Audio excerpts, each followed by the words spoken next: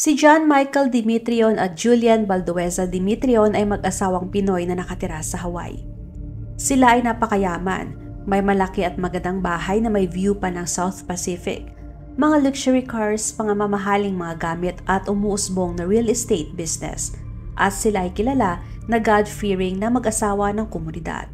Makikita na napakamatagumpay ng mag-asawa, pero ang katotohanan, ang mag-asawa ay may itinatago na sikreto sa likod ng malanghel, matagumpay at mayaman nila na imahe. Sila ay mga masterminds ng pang-i-scam na kumukuha ng millions of dollars mula sa kanilang mga biktima. Matagal nang ginagawa ng mag-asawa ang pang-i-scam, kaya sila nakakabili ng kanilang mga luho. Pero sa hindi nila inaasahan ay nagkamali sila sa isang biktima na napili nila. Isang matalino at wais na businesswoman na siyang nagdala sa kanila sa listahan ng FBI Most Wanted list. Ayon sa FBI agent na humawak ng kanilang kaso, ang mag-asawa ay parang ipinagtagpo ng tadhana, na ang tanging layunin lamang nila at hangarin ay magkaroon ng napakaraming pera. Yun lang importante sa kanila, pera. Hindi lamang sa pera, gusto din nila ipaalam sa lahat ng tao kung gaano sila kayaman. Si John ay ipinanganak noong April 12, 1976 sa Hawaii. Siya ay anak ng isang matagumpay na doktor ng Pali Momi Medical Center sa Hawaii. Ibinigay sa kanya ang lahat. Pinag-aral siya sa mga mamahaling paaralan. Katunayan nung high school siya ay nag-aral pa siya sa prestihiyosong high school kung saan ang dating president ng US na si Obama ay alumni din ng nasabing paaralan. Si Julian naman ay pinanganak noong March 22, 1972 sa Massachusetts. Pero hindi katulad ni John na mayaman ang pamilya. Si Julian ay lumaki sa middle class na pamilya, kaya hangad niya na magkaroon ng wala sa kanya, ang marangyang buhay at pera. Ang tanging pagnanasa ng mag-asawa ay pera at yun ang sinasamba nila.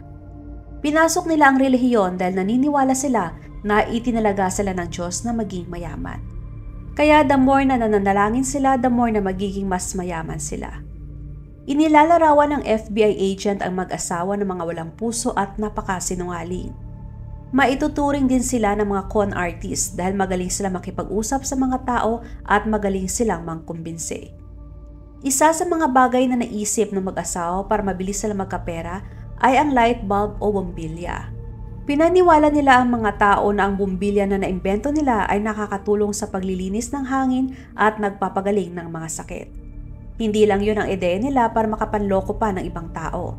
Sangkot din sila sa iba't ibang klase ng scam. Pero ang mas kumikita ay ang kanilang real estate company na kanilang itinayo na pinangalanan nilang Mortgage Alliance, na ang opisina ay matatagpuan sa mamahaling area ng downtown sa Honolulu. Napakagaling na kanilang gimmick. Ang serbisyo ng kanilang negosyo ay tutulong umano sa mga homeowners na huwag ma-foreclose ang kanilang mga properties. Doon kumita ng napakalaking perang mag-asawa at yun din ang dahilan kung bakit natupad nila ang kanilang pangarap. Gaya ng pagbili ng kanilang Maserati at iba pang mga luxury cars. Kasama na doon ang pagbili ng mga designer clothes, alahas at iba pang mga bagay na pwedeng bilhin ng pera. Si Julian ay naging addict din sa pagbili ng mga lingerie. Ginagastos nila ang pera sa walang kabuluhang bagay dahil ayon sa kanila ay isa yun sa paraan nila para makapainganyo ng mas maraming customers. Ipinapakita din nila na sila ay napaka-relihiyoso at sila ay aktibong miyembro pa ng local evangelical Christian church. Isa din yon sa kanilang taktika para mapakita sa komunidad na sila ay katiwa-tiwala at sila ay mga mabuting Kristiyano na hindi kailanman magnanakaw o mangi-scam ng pera. Kahit sa kanilang congregations ay nanloloko din sila. Isang araw ang kasamahan nila sa simbahan at isa sa mga naging biktima nila na si Laura Cristo ay lumapit sa FBI at sinabi ang plano ng mag-asawa. Sinabi din ni Laura na tutulong siya sa FBI na kumuha ng mga impormasyon sa mag-asawa. Siya ay miyembro ng kaparehong Christian Church at ayon sa kanya, ginamit nilang pagiging miyembro nila sa simbahan para makapanloko. Si Laura ay isa din sa mga nahaharap na ma-foreclose ang kanyang bahay. Siya ay nagmamay-ari ng isang Mexican restaurant. Kaya nakita ng mag-asawa na siya ay isang magandang target para sa kanilang scam. Kinumbinsi ng mag-asawa na magagamit niya ang kanyang magandang credit para makabili ng bahay at ang kanilang kumpanya ang siyang magbabayad. February 2009 pumunta si Laura sa sosyal na opisina ng mag-asawa. Ang lahat ng mga staff ay mukhang professionals. Pagpasok pa lang sa opisina ay may litrato na ng mag-asawa na may nakasulat pa na, "With our help and God's help, we will make your dreams come true." Isang araw ay may tumawag kay Laura na nagsasabi hindi pa raw siya nakakabayad para sa kanyang bahay sa loob na ng 4 na buwan. Kaya laking gulat ni Laura dahil malinaw na sinabi sa kanya ng mag-asawa na sila ang magbabayad ng bahay para sa kanya. Dahil sa galit, pumayag si Laura na makipagtulungan sa FBI para makakuha ng sapat na ebidensya laban sa mag-asawa. Isang araw ay tinawagan niya si John habang nakikinig ang FBI agent. I just served yesterday with a foreclosure notice and really makes me mad because I'm not a liar. And I have all the documents here proving that what I disclosed, it's not what you guys put in the paper. I don't know anything about your loan right now because you're coming in here and you're yelling at me, so I'm trying to figure out what's going on. Well, of course I'm yelling at you because this is a big lie. I had no knowledge about how your transaction was put together or perceived. So it happens now because he's foreclosing on your house. Well, I wish I knew, and that's why I'm here, because if you guys don't help me out of this one, I'm gonna go right now straight to the FBI and make a big storm over there and make it explode. That's what I'm gonna do. Don't threaten me because I'm not frightening you. I'm telling you what I'm gonna do because on top of being... I know, but I'm saying I'm here to help you, okay? I'm here to help you, and the reason why is all this crap is hitting hard now. The reason why you can't threaten me is because I already know the FBI is all over. April 2009, hinuli ng mga pulis ang mag-asawa at sila ay nag-plead guilty. Pero ang nangyari habang malaya pa ang mag-asawa dahil sila ay nakapagpiyansa at habang sila nag-aantay ng kanilang sentensya, ay bigla na lamang sila naglaho na parang bula. Ang kasong kinakaharap nila ay fraud at money laundering. Sa kasunod na hearing July 6, 2021 ay hindi pa rin nagpapakita ang mag-asawa sa korte. Ang nandoon lamang ay ang kanilang abogado. Pero ang kanilang abogado ay walang kaalam-alam kung saan sila pumunta. Katunayan ay sinurrender pa ng mag-asawa ang kanilang passport para masigurado na hindi sila tatakas. Kahit ang mga FBI agents ay hindi inisip na sila ay tatakas pala. Kaya nag-issue na ang judge ng bench warrant at nagsimula na silang hanapin.